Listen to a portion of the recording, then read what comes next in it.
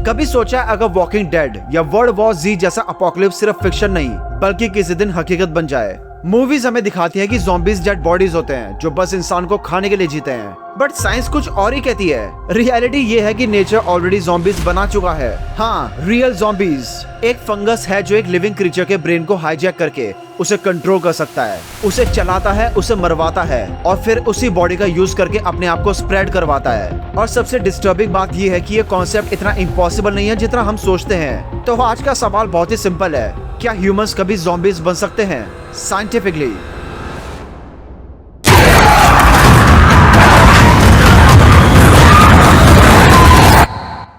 अगर तुम zombie word सुनते हो तो तुम्हारे दिमाग में एक इमेज इंस्टेंटली क्रिएट हो जाती है। एक टूटा हुआ शहर, खाली सड़कें, हवा में अजीब सी खामोशी, फिर दूर से आती हुई हल्की सी गुरगुराहट और धीरे धीरे तुम्हारी तरफ बढ़ता हुआ एक इंसान, या शायद इंसान भी नहीं।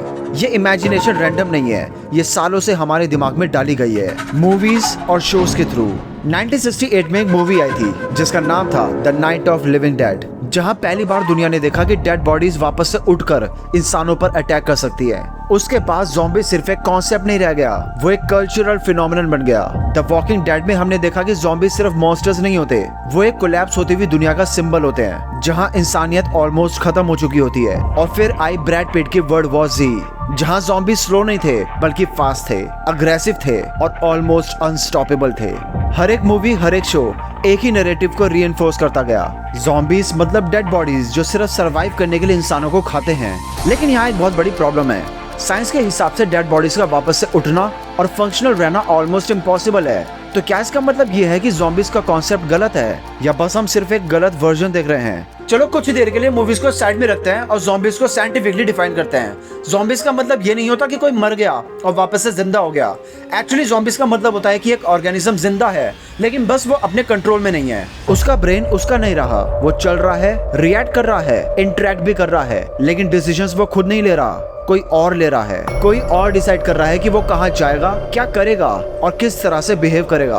अगर हम इस डेफिनेशन को ब्रेक करें तो ज़ॉम्बीज का मतलब है फ्री विल का खत्म हो जाना, ब्रेन का हाईजैक हो जाना और बिहेवियर का किसी एक्सटर्नल फोर्स के थ्रू कंट्रोल हो जाना। सबसे जरूरी बात यह है कि ज़ॉम्बीज बनने के लिए you don't need to die, तुम्हारा मरना जरूरी नहीं है, तुम जिंदा रहकर भी ज़ॉम्बी बन सकते हो। अब ये वही पॉइंट है जहाँ पर मेजॉरिटी लोग शॉक हो जाते हैं, क्योंकि हमें बचपन से ये बिलीव दिलाया गया कि ज़ॉम्बी सिर्फ डेड बॉडीज होती हैं, यानी अनकंट्रोल्ड ऑर्गेनिजम्स। लेकिन साइंस कहता है कि ज़ॉम्बी का असली मतलब है कंट्रोल्ड ऑर्गेनिज्म। अब एक जंगल इमेजिन करो जहाँ पर सब कुछ नॉर्मल चल रहा है, छोटी छोटी चींटियां अपना काम कर रही हैं, कॉलोनी के लिए फूड कलेक्ट कर रही हैं, लेकिन अचानक उसमें से एक चींटी अलग बिहेव करने लगती है। वो अपनी कॉलोनी से दूर चली जाती है, बिना किसी हेजिटेशन के एक स्पेसिफिक प्लांट की तरफ बढ़ती है और फिर एक लीफ के नीचे जाकर रुक जाती है। वो अपने जॉ से लीफ को टाइटली पकड़ लेती है और फिर वहीं पर मर जाती है। अब ये कोई रैंडम इंसिडेंट नहीं है, ये कंट्रोल्ड और रियल इवेंट है। इस पूरे प्रोसेस के पीछे एक फंगस होता है जिसका नाम है ओफ्रियोकॉर्डिसेप्स यूनिलैटरलिस।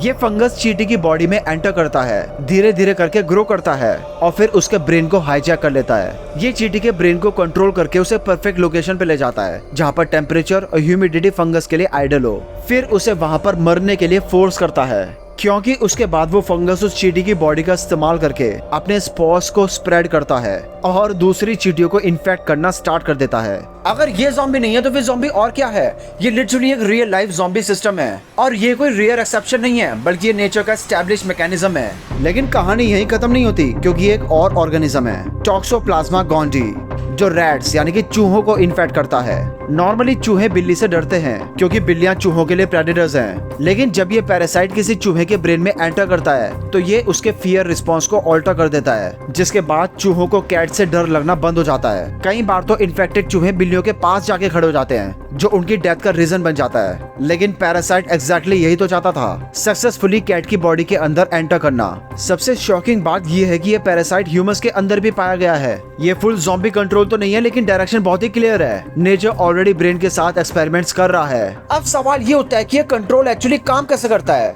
ब्रेन एक कॉम्प्लेक्स इलेक्ट्रिकल और केमिकल सिस्टम है जहाँ पर billions of neuron signals exchange होते हैं। जैसे डोपामिन हैप्पीनेस को इन्फ्लुएंस करता है, कोलेस्ट्रॉल स्ट्रेस को और एमिजिला फियर रिस्पॉन्स को कंट्रोल कंट्रोल करता है। अगर एक ऑर्गेनिज्म इन केमिकल्स को मैनिपुलेट कर सके तो वो तुम्हारे बिहेवियर्स को इनडायरेक्टली कंट्रोल कर सकता है। सोचो, अगर किसी तरह से फियर रिस्पॉन्स को सप्रेस कर दिया जाए, अग्रेशन को आर्टिफिशियली इंक्रीज कर दिया जाए और हायर थिंकिंग को टेम्परेली डिसेबल कर दिया जाए, तो एक इंसान का बिहेवियर ड्रास्टिकली चेंज हो सकता है। वो बिना सोचे रिएक्ट करेगा, ज्यादा वायलेंट हो सकता है और अपने एक्शंस पे कंट्रोल खो सकता है। ये सब कंबाइन होकर एक ऐसा बिहेवियर का फॉर्म ले सकता है जो कि ज़ॉम्बी की तरह लगे। रियलिटी में ये प्रोसेस काफी कॉम्प्लेक्स और इम्परफेक्ट होता है, लेकिन डायरेक्शन बिल्कुल वही है जो हम मूवीज में देखते हैं। ये समझना बहुत ही इंपॉर्टेंट है कि नेचर कभी परफेक्ट सिस्टम नहीं बनाती, वो एक्सपेरिमेंट्स करती है। अगर आज कुछ ऑर्गेनिज्म ब्रेन कंट्रोल का बेसिक वर्जन अचीव कर चुके हैं, तो ये सोचना गलत नहीं होगा कि ये फ्यूचर में और भी ज्यादा इवॉल्व हो सकता है। और यही थॉट सबसे ज्यादा डिस्टर्बिंग है। अगर इन सब चीजों को हम जोड़कर देखें तो एक क्लियर पिक्चर सामने आती है।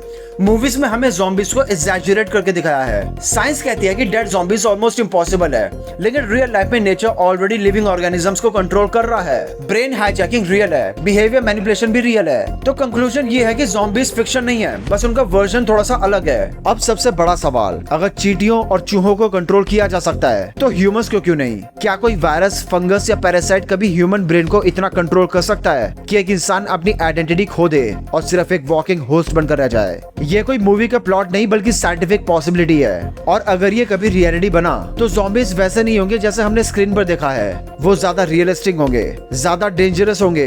अगर हम लॉजिकली सोचें तो एक रियलिस्टिक ह्यूमन ज़ॉम्बी को बनाने के लिए कुछ स्पेसिफिक चीजें चाहिए। मूवीज में तो सिर्फ इंसान काटने से ही ज़ॉम्बी बन जाता है, लेकिन रियल लाइफ में इसका प्रोसेस बहुत ही ज्यादा कॉम्प्लेक्स होगा। किसी भी ऑर्गेनिज्म को ह्यूमन ब्रेन को कंट्रोल करने के लिए मल्टीपल बायोलॉजिकल सिस्टम को एक साथ मैनिपुलेट करना पड़ेगा। इसका मतलब है कि ज़ॉम्बी लाइक कंडीशन एक सिंगल फैक्टर नहीं बल्कि एक कॉम्बिनेशन ऑफ मल्टीपल मैकेनिज्म से क्रिएट होती है। सबसे पहले आती है ब्रेन कंट्रोल। जब तक इंसान अपने डिसीजंस खुद ले रहा है तब तक वो ज़ॉम्बी नहीं है। किसी भी वायरस, फंगस या पैरासाइट को ज़ॉम्बी लाइक बिहेवियर क्रिएट करने के लिए ब्रेन के डिसीजन मेकिंग सिस्टम को हाईजैक करना पड़ेगा। इसमें प्री फ्रंटल कॉर्टेक्स जो लॉजिकल थिंकिंग को कंट्रोल करता है, अमिगडाला जो फियर रिस्पॉन्स रेगुलेट करता है और मोटर सिस्टम जो मूवमेंट कंट्रोल करता है, ये सब टारगेट होंगे। दूसरा है अग्रेशन ट्रिगर। एक ज़ॉम्बी का सबसे बड़ा वेपन होता है अनकंट्रोल्ड अग्रेशन। इसीलिए नेक्स्ट स्टेप होगा अग्रेशन को आर्टिफिशियली इंक्रीज करना।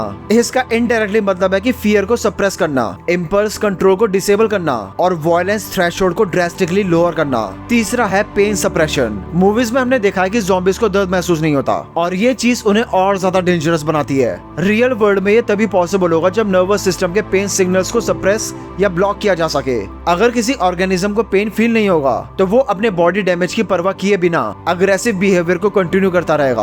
और सबसे लास्ट में है ट्रांसमिशन, जो कि ज़ॉम्बीज का सबसे डेंजरस फैक्टर है। कोई भी ज़ॉम्बी लाइक सिनेरियो तभी आउटब्रेक बन सकता है जब वो एफिशिएंटली स्प्रेड हो। ट्रांसमिशन के लिए बाइट बेस्ड इन्फेक्शन, एयरब्रोन स्प्रेड या बॉडीली फ्लूइड्स का यूज हो सकता है। अगर कोई पैथोजेनिक मेथड्स का यूज करके रैपिडली स्प्रेड कर सके तो वो सिचुएशन को अनकंट्रोलेबल बना सकता है। और जब ये सभी फैक्टर्स एक साथ कंबाइन हो जाए तो एक ऐसा सिस्टम क्रिएट होता है जो ज़ॉम्बी लाइक लगता है। नेचर में कुछ ऐसे एग्जांपल्स हैं जो इन कंडीशंस के काफी ज्यादा क्लोज हैं और उनमें से सबसे पावरफुल है रेबीज।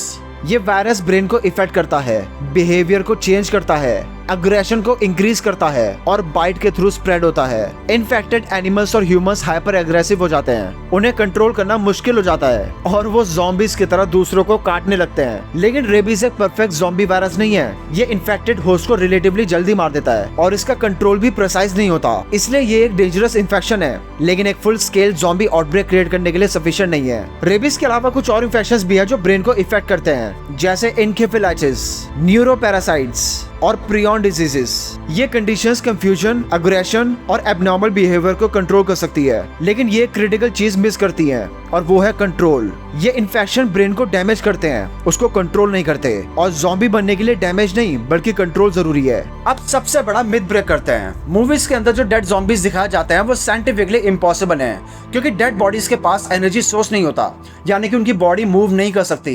बिना ऑक्सीजन के ब्रेन कुछ ही सेकंड्स में डैमेज होना स्टार्ट हो जाएगा। मसल्स रैपिडली डिके होने लगती हैं। डेथ के कुछ ही घंटों के बाद बॉडी डिकम्पोज होना स्टार्ट हो जाती है। सिंपल वर्ड्स में डेथ ऑर्गेनिज्म का फंक्शनल रहना इम्पॉसिबल है। लेकिन इसका मतलब ये नहीं है कि ज़ॉम्बी कॉन्सेप्ट कम्प्लीटली इम्पॉसिबल है। एक्चुअली एक डिफरेंट टाइप एग्जिस्ट कर सकता है, लिविंग ज़ॉम्बी, जिंदा इंसान लेकिन कंट्रोल्ड। उनका ब्रेन हाईजैक्ड है, उनके एक्शंस उनके नहीं है और वो इन्फेक्शन स्प्रेड करते हैं। ये सिनेरियो साइंटिफिकली पॉसिबल है और अगर कभी ऐसा हुआ तो ये ज़ॉम्बीज मूवी से ज्यादा डेंजरस होंगे क्योंकि वो फिजिकली एक्टिव, फास्ट और अडेप्टिव होंगे। अब सबसे बड़ा सवाल है, क्या ऐसा आउटब्रेक रियल लाइफ में हो सकता है? टेक्निकली पॉसिबल है लेकिन रियलिस्टिकली बहुत ही डिफिकल्ट। हिस्ट्री में वायरसेस इवॉल्व होते रहे हैं और फ्यूचर में भी होते रहेंगे, इसलिए पॉसिबिलिटी जीरो नहीं है लेकिन एक्सट्रीमली रेयर है। तो कंक्लूजन यही है कि जो मूवीज के अंदर हमें ज़ॉम्बीज दिखाए जाते हैं वो साइंटिफिकली इम्पॉसिबल है, लेकिन ज़ॉम्बी लाइक ह्यूमन बॉडी ये थ्योरेटिकली पॉसिबल है। नेचर ऑलरेडी इस डायरेक्शन में काफी ज्यादा आगे जा चुकी है और ब्रेन मैनिपुलेशन भी एक रियल फिनोमेनन है। अगर सच में हमारी दुनिया में ज़ॉम्बी अपोकलिप्स हो गया